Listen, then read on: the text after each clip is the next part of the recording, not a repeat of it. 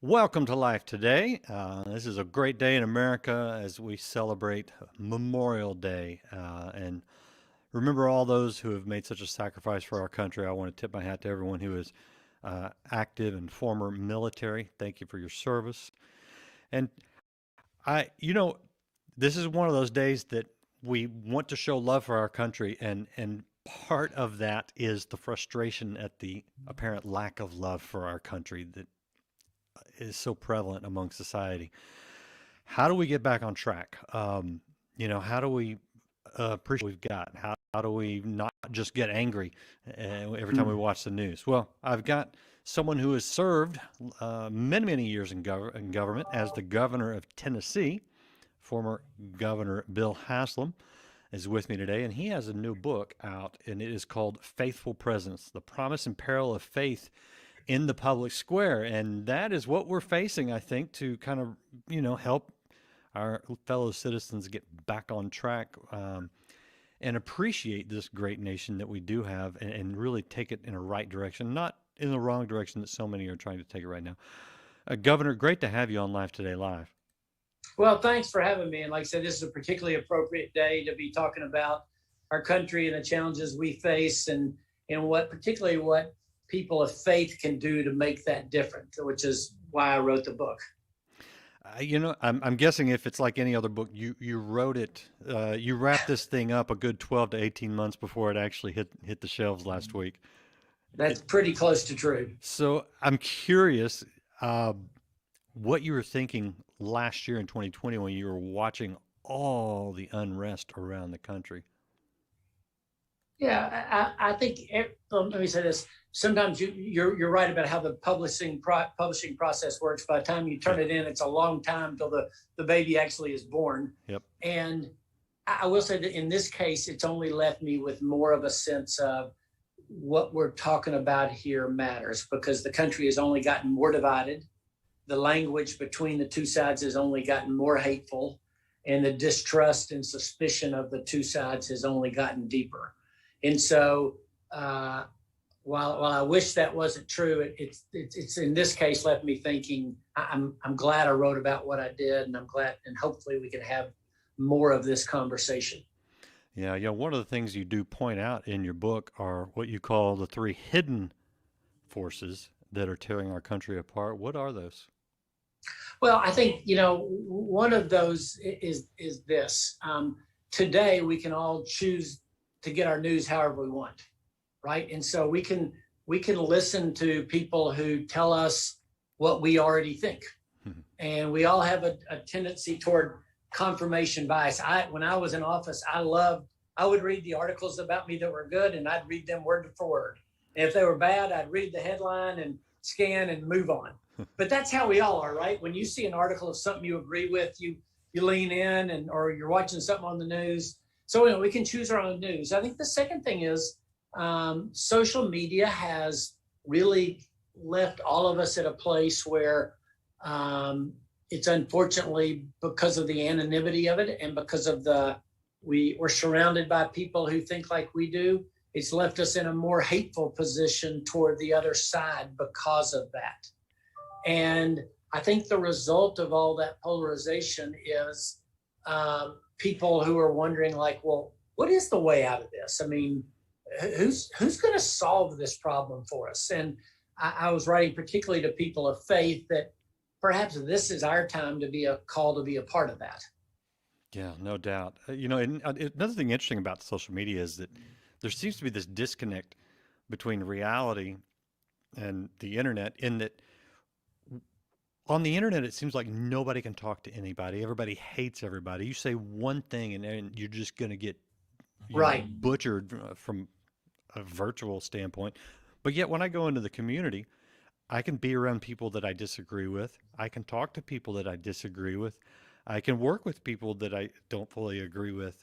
Uh, do you still see that even today, that I, most neighbors are neighborly? I think you nailed it. I mean, walk around town, you go to the grocery store, whatever, folks are holding the door open for you and saying hello, and you're even having conversations with people who don't agree with you 100% Yeah. politically.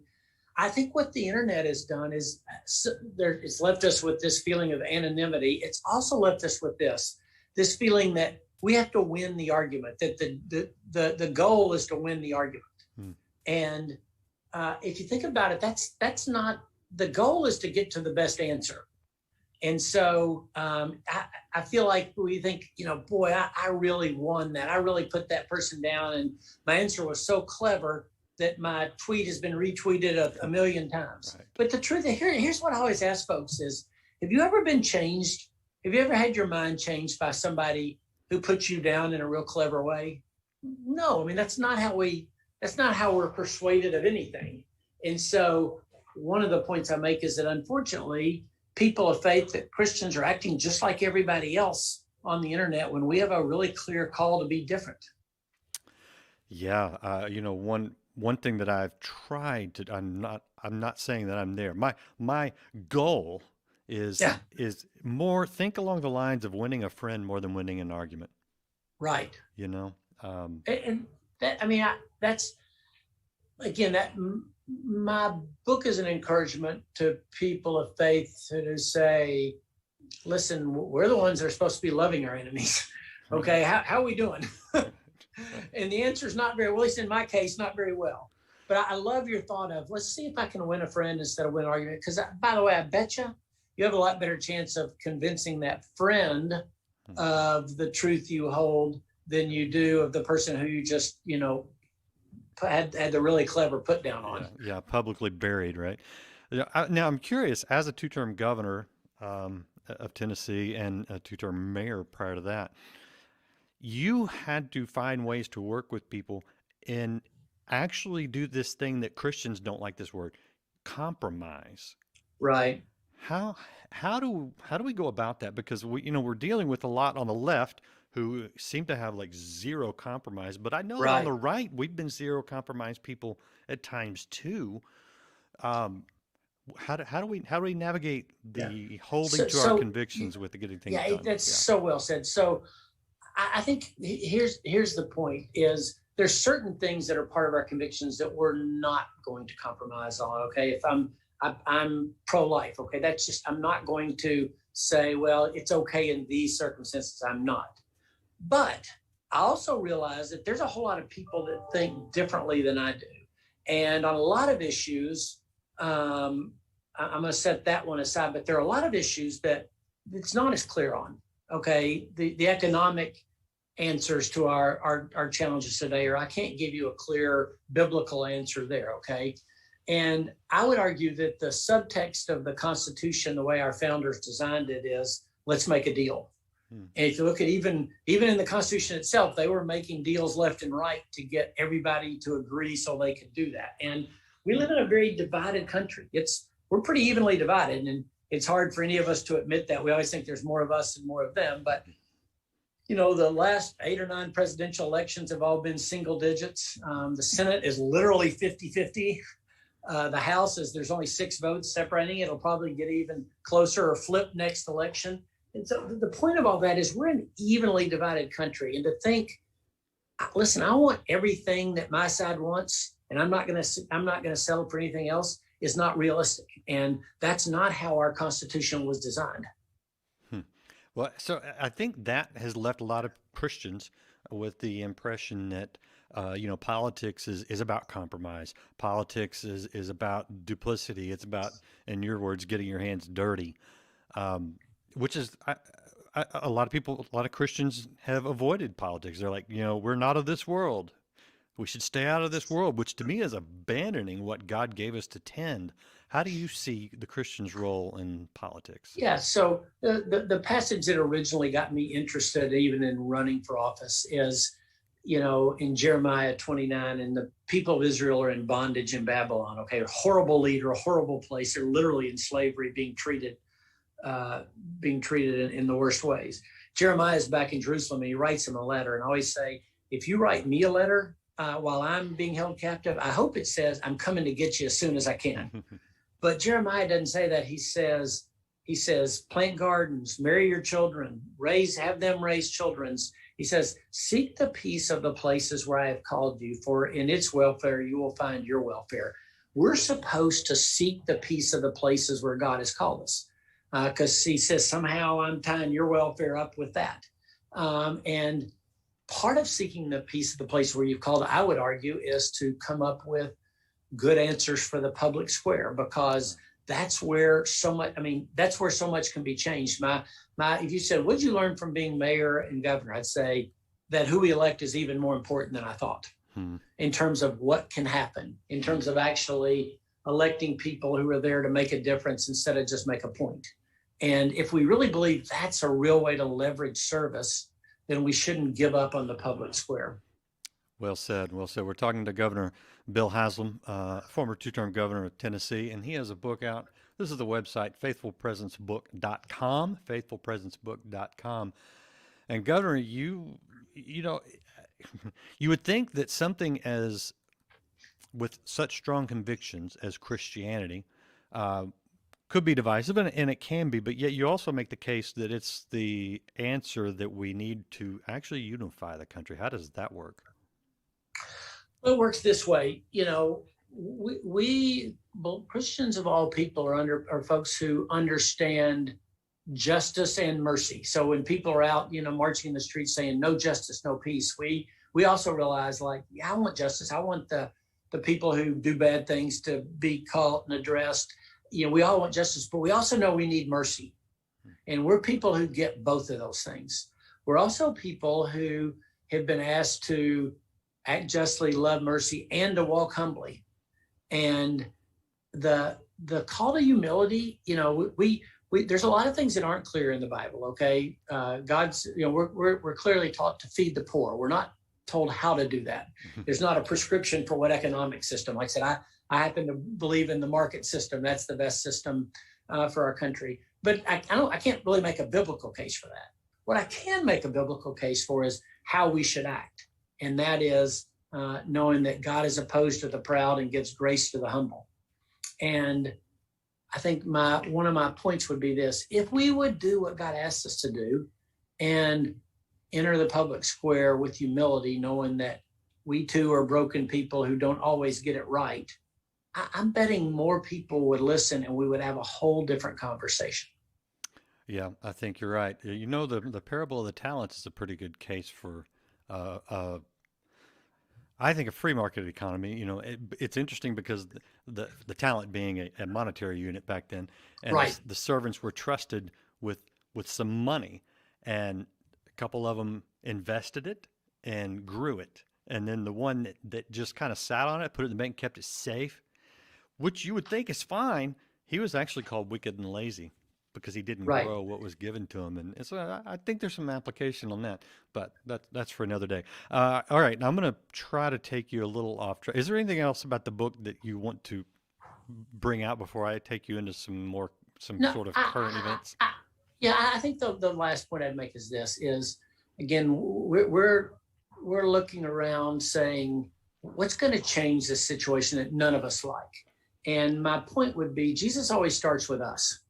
He always starts with, when the woman's caught in adultery and dragged before the crowd, he eventually addresses the woman. He ends by saying, go and sin no more. But before that, he addresses those religious types. Mm-hmm. And so I would say, as we look at this world and feel like the culture's changing so fast and what's happening here, that we, again, do the same thing. We start with ourselves and think and pray, like, maybe we can help be the answer to this, not just by winning the argument, but by being people who actually reflect a God who serves and came to give of himself, not to self-actualize himself. Yeah. So you're exactly the kind of politician we want in office. Are you finished, or is there a possibility of running for another office? Yeah, it's a great question. I honestly don't know. I love being a mayor and governor. Thought hard. Had two different chances to run for Senate. We had two of our, one of our senators retire the 2 years before I got out, and one right when I got out. So I had a couple of chances and decided not to. Mainly just being a mayor and governor and being a senator are very different jobs. So I don't know. I don't feel right now yeah, I'm pointed toward this. But again, if you'd asked me 20 years ago, would I ever run for governor, I would have said no way. So Yeah. we'll see. Yeah, well, yeah, no doubt the legislative side in the Senate is very different than the governor's side.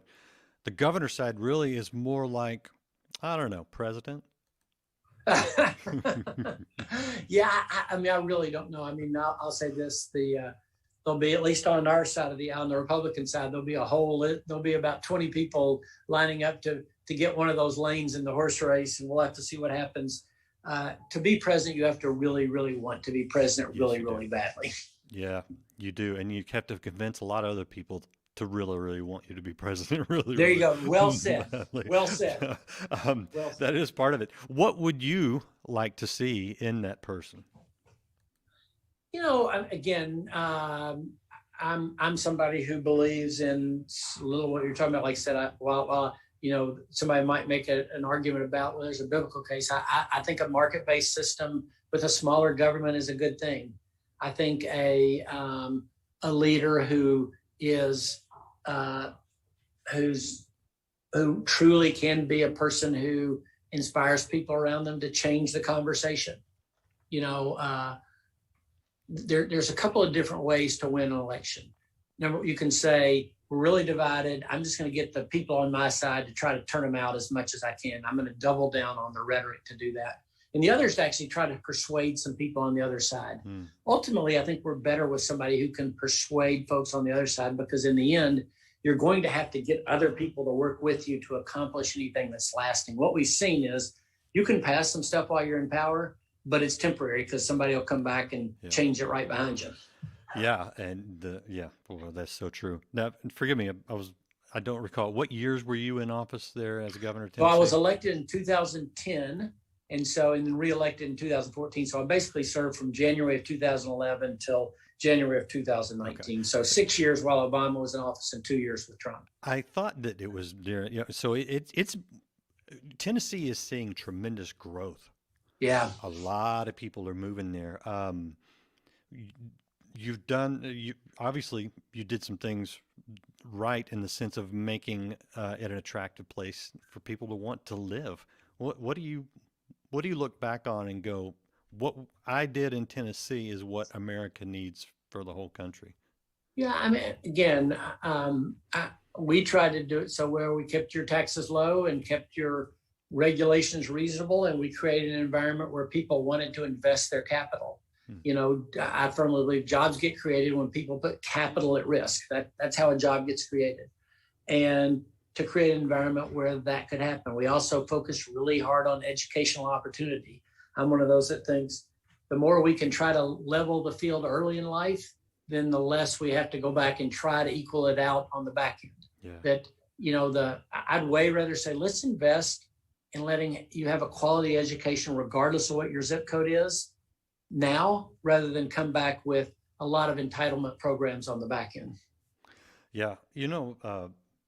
It's what is Memphis, does it have more poverty than any other large city? Yeah, Memphis, I don't know if it's the highest poverty rate, but it's one of the 3 or 4 highest poverty rates in the country for major cities. Yeah. Yeah, that's what I thought. What do you think? You just mentioned the education, but what do we need to do to revitalize these places, to give them some hope, some opportunity? Yeah, it's a great. I mean, so I think two of the things I said. Number one, we have to make certain we're providing people the opportunity to be trained for the jobs that are actually going to exist. And so, the Memphis story is a long one, but historically, a lot of people that moved out of the Mississippi Delta region, other places, back when the economy changed, they came to the city. They weren't necessarily very well prepared for the jobs that existed. And my same fear today that the world's changing. It's requiring more technical knowledge, and we're not doing anyone a favor if we don't give people that kind of opportunity. Mm-hmm. So I think what has to happen is you have to put the training in place for people to actually meet the job needs that will exist. I think that's, again, I hate to say it all keeps coming back to education, but it's the biggest lever that I know to make a difference. Yeah, I actually agree with you 100%. And, as much as there is friction over even things like the job situation where they promote certain people over other people, and all the way to like reparations, which is this hugely divisive thing. I think we can agree that anyone who has lacked an opportunity in education should be able to get a better education, and we can fund those things, and we can. Are the teachers unions standing in the way? A lot of that. Well, I'll put it this way. I always, when there's an education discussion, I'm always going to be in favor of the people who focus on student outcomes. And lots of people want to focus on the inputs, and the inputs do matter. Funding does matter, and they want to focus on a lot of issues. But the best school board meetings, if you ask me, are the ones that are talking about, are our students learning more, and are they being better prepared? And that's our fundamental role. And too many education conversations talk about everything except that. Yeah, that's so true. All right, one last question you don't have to answer. Do you want to give any kind of scorecard to the current administration after a few short months? Well, listen, it's early, but I was hoping that there would be more of a sense of, listen, the country's evenly divided, the Senate's divided, the House is, rather than we're going to pass something with 50 votes and then the vice president voting to be the tiebreaker, and we're going to pass stuff on purely a party basis, that there be more of a sense of let's see if we can actually work something out here. I think the COVID relief packages and the amount of money spent, I don't think people realize what $6 trillion looks like. I mean, we're going to spend more on a price adjusted basis on this than we did on all of World War II, to put it in perspective. Jeez. Okay. And I'm concerned that when you spend that much money, a lot of it gets wasted. Were there some needs that need to be addressed out of COVID? Yes. Was there a lot of other stuff thrown in there? Yes. Yeah. There's a lot of Cracker Jack and not a lot of prize in that one. Yeah. I mean, at the end of the day, I think government has a really vital role to play. I'm not minimizing that, but you also want to let people be able to make as many decisions as they can for themselves, including how they invest their money. Mm-hmm. Yep.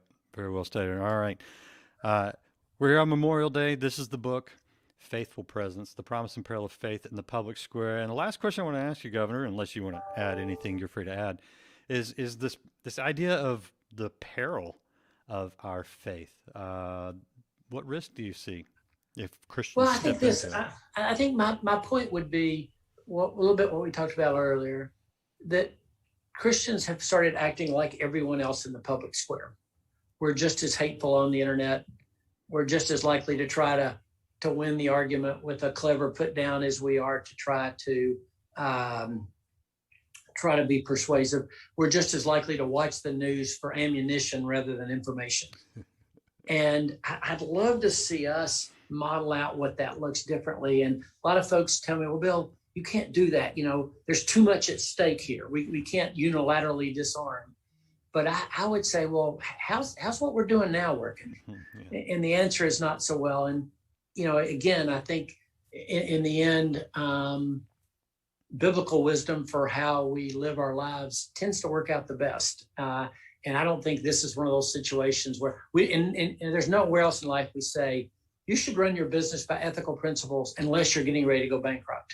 You should be faithful to your wife, except under these circumstances.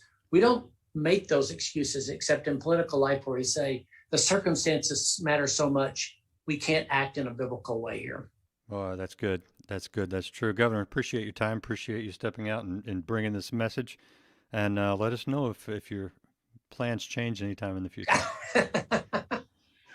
Thanks so much. All right. Appreciate you guys hanging out. Have a great Memorial Day and join us. We'll be back with more great interviews all this week. Check out the website, pick up the book, buy it for yourself, buy it as a gift. It's a good one to just give you some encouragement and some hope. So it's there for you. We'll see you next time. Appreciate you sharing and following and subscribing here at Life Today TV. Have a good one.